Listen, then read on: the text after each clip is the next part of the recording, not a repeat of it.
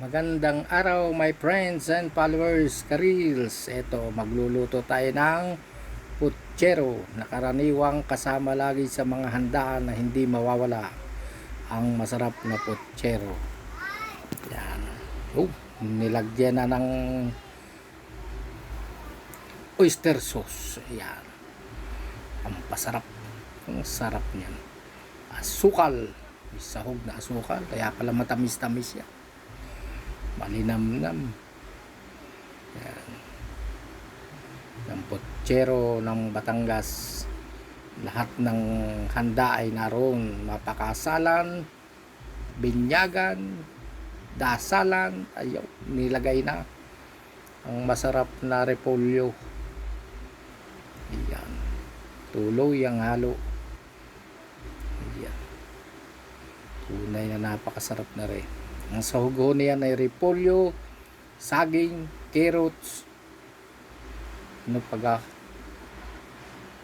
yan, beans, ketchup, asukal, sayote, may sayote pa yan.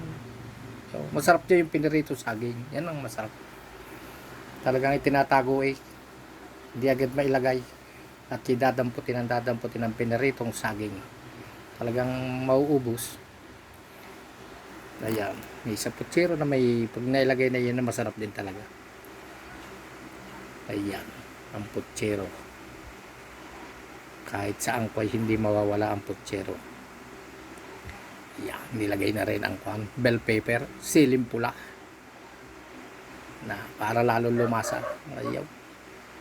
Talagang napakalinamnam yan at napakasarap niyang putsero na yan. Halo lang ng halo. Yeah. Talagang masarap yan. Tunay na pag natikman ninyo kahit yan lamang ay ayos na. Lalo tang kapartner niya may apretada pa. Ay nakaw. Tunay na. Ang kain talagang sulit. Yeah, napakasarap.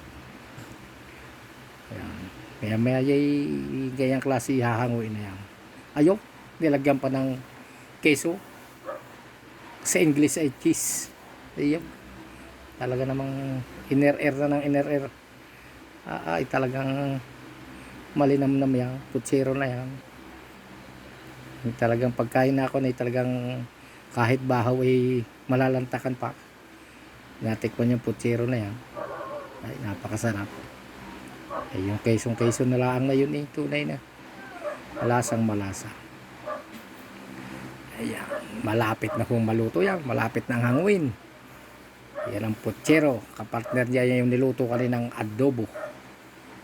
Ayan, tunay na. Ayan, paano guys, my friends, thank you. Kung nagustuhan nyo ang aking video na ito ay sana na may